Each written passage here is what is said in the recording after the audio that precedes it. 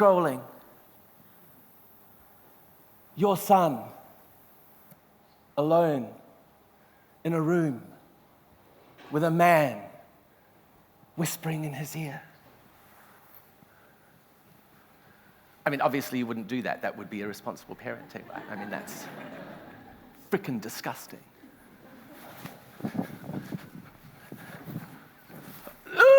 Back on the spot. All right, here we go. That's my whole talk. Next slide, please. Thank you very much. You see? It's self-evident. The case to be made. The problem I have, the solution for it. What if I did?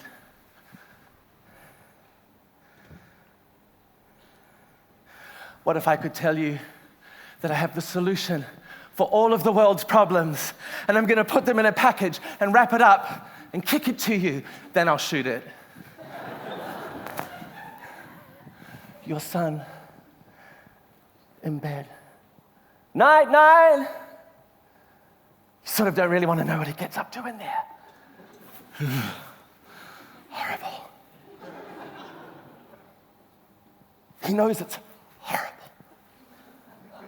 He's been told, don't touch that. Get your hand off that. No one wants to see that. Put that away. Oh, it's toxic. Oh, toxic masculinity. But he hasn't had time to be toxic yet. He just misses the hugs. You know, when you were little and they hugged you unconditionally and you were perfect and you were beautiful, like a little bush baby someone found in a dead wallaby's pouch on the side of the road, and they nurture it and they care for it. These women, still full of so much love. I mean, these women, what were they in that movie? 80 years old. They've been giving love like that. They've probably given it to children as well, and they're not worn out.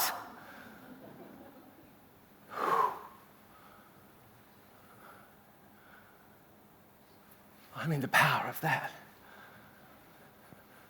Creation.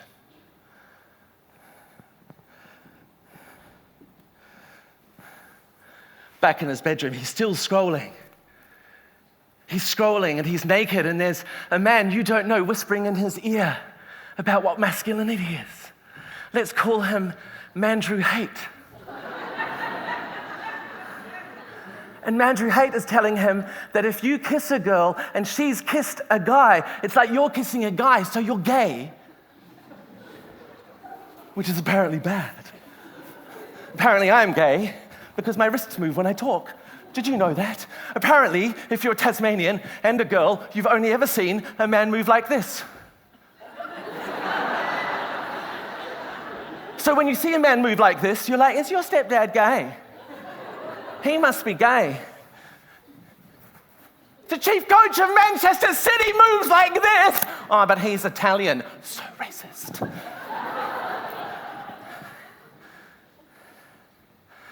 Somewhere there's a woman in a war, or maybe just the football's on and his team's losing and he's just a bit like that when it's not going well, but otherwise he's a great dad. And she has her 3 babies. And they're very frightened. And she is going to do for them what mothers have done for millennia when their babies are frightened. And the walls are crumbling around you, or maybe bombs are falling, or maybe the scores just got worse because they support Carlton and you can't help some people. She's going to tell them everything's okay, that they're safe. How about I sing you a song? I don't know if she's born with it or if she's learned it, but mothers are expert diversionary therapists. Da-dee, da-dee-da-dee, bro, bro, da-dee-dee-dee. You're safe with me, safe in my arms. And they believe her power of creation. So, what if I told you I had a solution to the entire problem of the whole of toxic masculinity around the world? Next slide, please. What if I told you the solution was to take all of the men and teach them how to just make love really well. That pleasure is the revolution. Creation. Don't tell them they're bad, because generally, I don't know if you've noticed with men, they don't take it well. Women love being told they're terrible. They're like, I know, I told myself already 50 times today, so thanks for affirming my life. Men are like, what? I'm brilliant. Just earlier this morning, I was having a dream about how I saved the world, and you're telling me I'm bad? That I can't piss on the right part of the toilet? I'm not touching that, it's disgusting. You do it. What if I told you that if you trained men to dance properly,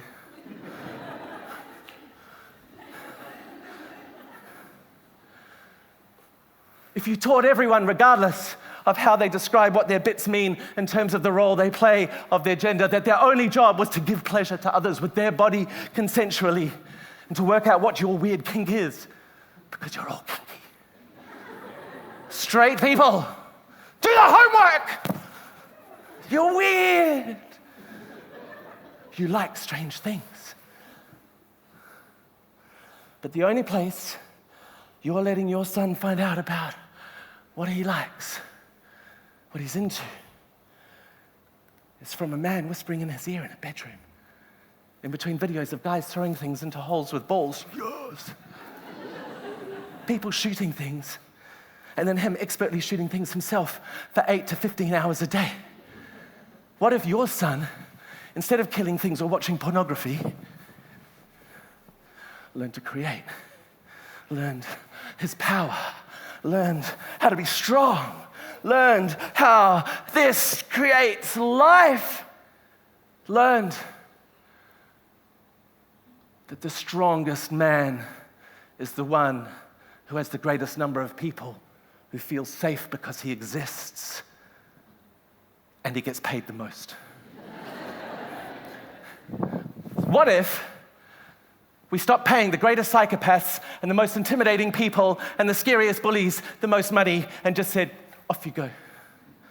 And we paid the greatest lovers. Sport's so boring, winning and losing is so obvious. Don't you think it's so obvious? You lost, I won. You're shit, I'm great. Yeah. What about negotiating, flirtation, charm, battle poetry? What if we taught that?